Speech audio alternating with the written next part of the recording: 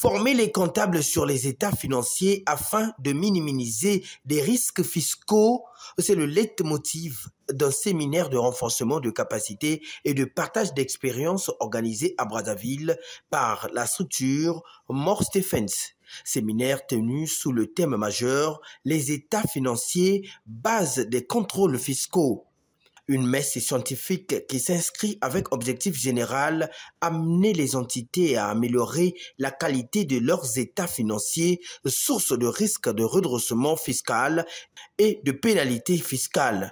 Pour Zéphirin Kimbourine Satou, tax expert, orateur de cette campagne scientifique, la qualité repose sur le délai de l'engagement pris. La qualité comptable et les états. Alors, pourquoi la qualité comptable? Le thème de notre séminaire est intitulé, plutôt l'objectif général de cette session, c'est amener les entités à présenter des états de qualité afin de réduire les risques fiscaux de redressement. En matière comptable, il s'agit de l'attente des divers utilisateurs internes et externes à l'entité des états. Beaucoup de gens sont intéressés par les états. Et nous pouvons citer les banques, l'administration fiscale, les actionnaires, les associés, et même les salariés. Alors, qu'est-ce que la qualité en définitive? Le concept de qualité se révèle complexe, variable et indéfinissable. La qualité repose sur les délais et le respect des engagements pris. L'importance de la norme qualité. La qualité comme projet d'entreprise passe par une mobilisation de tout le personnel, de l'ouvrier aux dirigeants, ce qui nécessite une bonne formation, mais aussi une bonne information afin de démontrer l'avantage de la qualité dans la création de valeur pour l'entité. Il faut toujours appliquer la qualité en ce qui nous concerne à la comptabilité, donc au service comptable.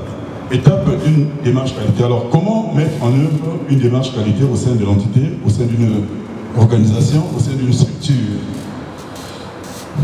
La mise en place d'une démarche qualité s'articule systématiquement autour de 4 étapes majeures.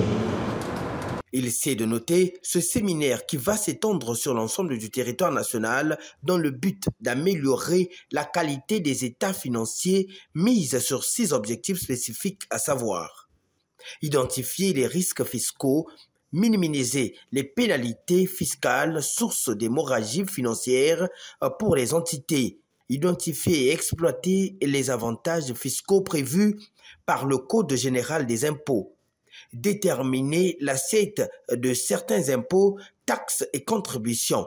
Et enfin, réponse à une notification de redressement pour lier l'utile à l'agréable.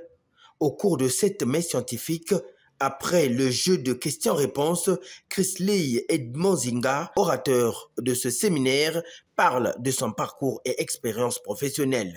Lorsque vous êtes devant un dossier, une entreprise, le plus important d'abord, c'est de chercher à comprendre quelles sont les procédures, comment est-ce que l'entreprise fonctionne. Surtout pour nous les comptables, la première des choses, c'est de regarder d'abord le système comptable.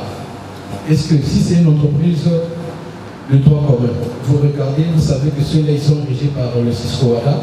Si ce sont nos amis de l'assurance, vous savez qu'ils ont une comptabilité qui est plus ou moins particulière à cause du code CIMA. Si ce sont les banques, eux, ils sont régis par la COBA, ils ont aussi leur plan comptable. Donc c'est d'abord la première des choses que vous devrez savoir. Une fois que vous prenez connaissance de cela, vous faites seulement appel à vos compétences et le reste, vous verrez qu'il y a juste quelques points qui changent. De alors, par exemple, du système OADA vers la COBA ou vers la CIMA. C'est quasiment les mêmes choses, mais il y a des particularités qui s'ajoutent en fonction des secteurs. Pendant qu'on était en train de travailler, moi j'avais les 3 documents. J'ai regardé le code CIMA, j'ai regardé le document de la COVA, j'ai regardé le CISCO-WADA et je me suis rendu compte que c'est quasiment les mêmes choses, juste des particularités.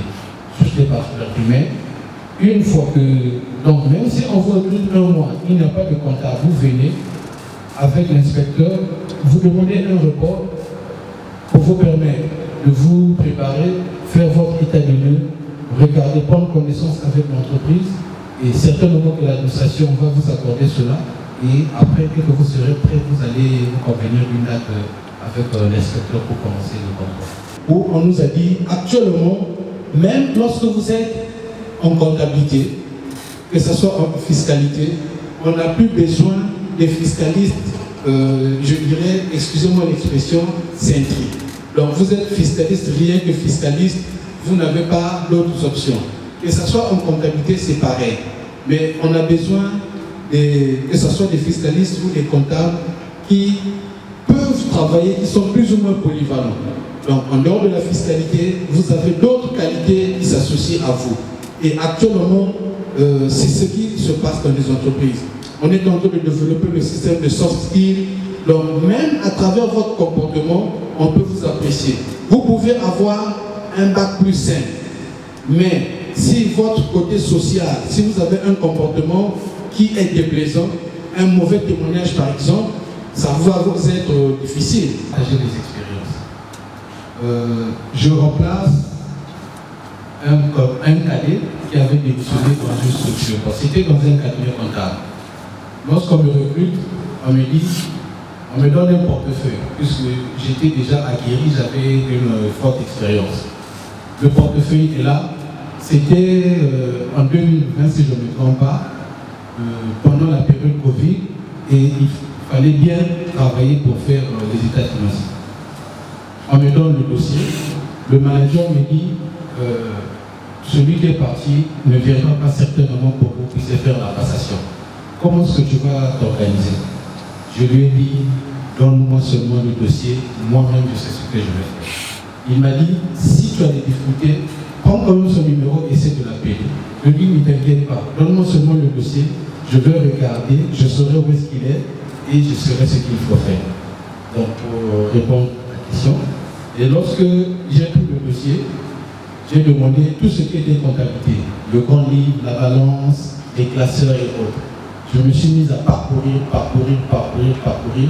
et j'avais compris là où il était arrêté et j'avais compris la structure.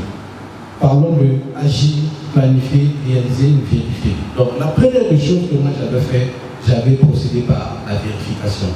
J'ai pris leur comptabilité, j'ai comparé avec, j'ai pris les déclarations, vérifié si tout avait été déjà comptabilisé, j'ai regardé, j'ai posé des questions, ça m'a permis de savoir et de comprendre quelle était même déjà l'activité de l'entreprise. Donc une fois que j'ai fait cet état de lieu, c'est-à-dire la comptabilité bien sûr, j'ai regardé, j'ai posé des questions, j'ai compris que le comptable qui avait fait le travail, il avait déjà fini de faire sa comptabilité, il y avait pas mal de choses qui manquaient et j'ai pris tous ces points-là et ça m'a permis de commencer mon travail. Donc à cela, qu'est-ce que j'ai fait après? J'ai fait une planification. Donc je me suis dit que par rapport à ce qu'il a fait, je dois mettre en place une méthodologie de travail qui va me permettre de gagner en temps, faire la revue, analyser, regarder tout ce qui doit être fait pour me permettre de sortir des états financiers. Près de 6 heures de temps ont suffi pour ces professionnels hors normes de transmettre leur savoir aux participants de cette messe scientifique riche en couleurs. Une photo de souvenir en famille suivie d'un cocktail ont bouclé la boucle. Tout est bien qui finit bien.